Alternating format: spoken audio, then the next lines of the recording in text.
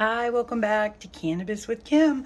I am doing a dosed shepherd's pie recipe today, and I pretty much put everything together. And you can use any recipe that you like. I look at a lot of different recipes and then I just look at what I have in the house and then I pick and choose the ingredients.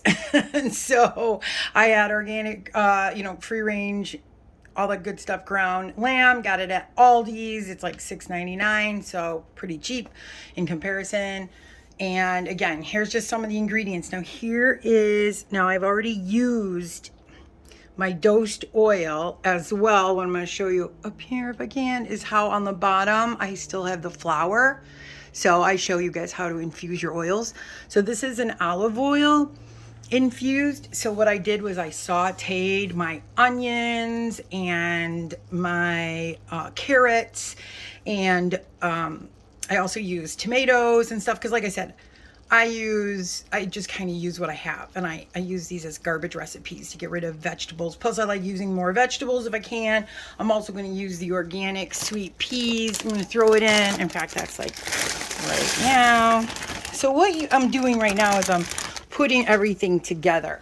So what I did already was sauteed all the onions and carrots, and you're supposed to use tomato paste, but I had a can of tomatoes, so I used my can of tomatoes and kind of sauteed it down a little bit. And then you add in the peas. It's kind of like the last veg you put in because they're so delicate. Now, I also used my dosed oil because I used about a quarter cup in here. Was this a 2,000? I think this is a 2,000 milligram. And if I used a quarter of it, that's 500 milligrams. So I used some of the oil and some of the flour that's decarbed in there and put it in here and sauteed the vegetables. And then I also put a little bit of the oil in this pan so that, in fact, I'm going to heat this up a little bit too to kind of get this moving, because I'm about to combine the meat to the veg. And when I do that combination of meat and veg, then I am going to make a gravy. And then once you have the gravy, then I'm going to pour it in my dish. Well, I got 2 dishes, but I'm going to pour the combo in there, and then I'll top it with the mashed potatoes. Now the mashed potatoes I already added. I used a little bit of cheese, shredded cheese, to bind it instead of egg yolk. I mean, again, it's all about whatever the recipe is that you want to follow. So what I'm going to do is I did these in separate pans, as you can obviously see. And the reason I did that was because I wanted to get my meat browned. It's not super brown, I'm not going to lie. And then I wanted to do my veg separate. Now I make a big batch, obviously. This is over a pound of vegetables. This is a pound of meat. And then I just go ahead and combine the two. And then once I'm done combining them, like I said, I'm going to mix it up and I'm going to make some gravy. Okay. And so, like I said, pretty big batch, feeling like a shallow pan all of a sudden.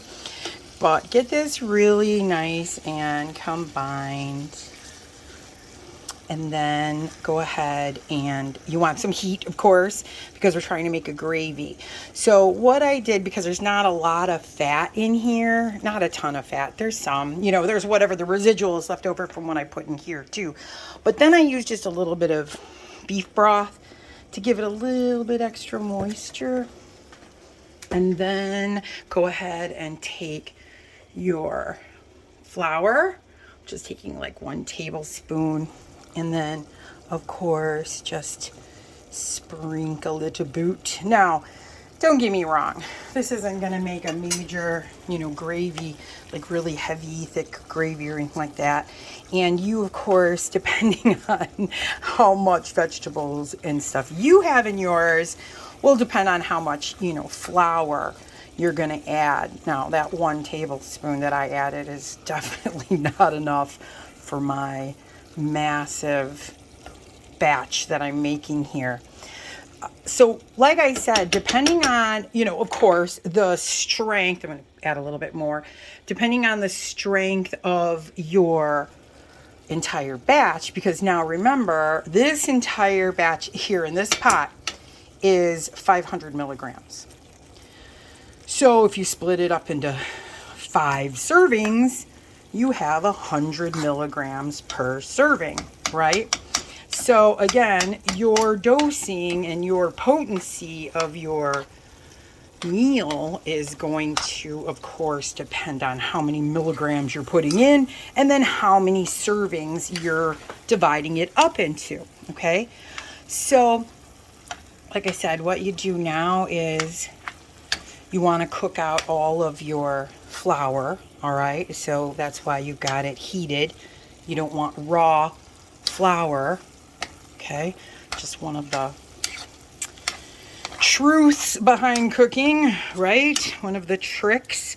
So now I've got that nice and mixed up. It's spent a little time sauteing, and of course it's also going to be baked. So now I'm going to go ahead and get it poured into my pan here. I'm going to fill it up about 3/4 of the way. I'm leaving some in here because I'm going to make my little second one, okay? So spread that out into our pan.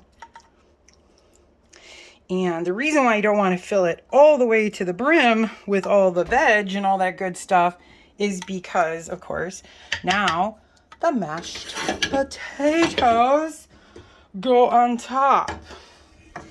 So let's get our taters here. And and again, like I said, when I made these, I already mixed in, and these are kind of cooled, but I've already mixed in cheese. So that's why they're a little bit stiff and thick. But now you just put as much potatoes, and I mean, usually I fill up this base about 3/4 of the way, and then of course you put about 1/4 of the container will be filled with the potatoes. Smooth that out on the top and then bake it. And this you only have to bake, I would say 350. Don't go over 350 because you lose some of your potency milligrams if you go over 350 degrees. So don't go over 350 and just sit it in the oven. 350, give it about 35-40 minutes. It'll all get together bubbly and delicious. Now I cover the whole thing. I'm just working with one hand here. So all you got to do now is stick that in the oven, like I said, for 350 degrees for about 35-40 minutes. And you are going to have an amazing, bubbly, delicious, dosed shepherd's pie. Happy dosing.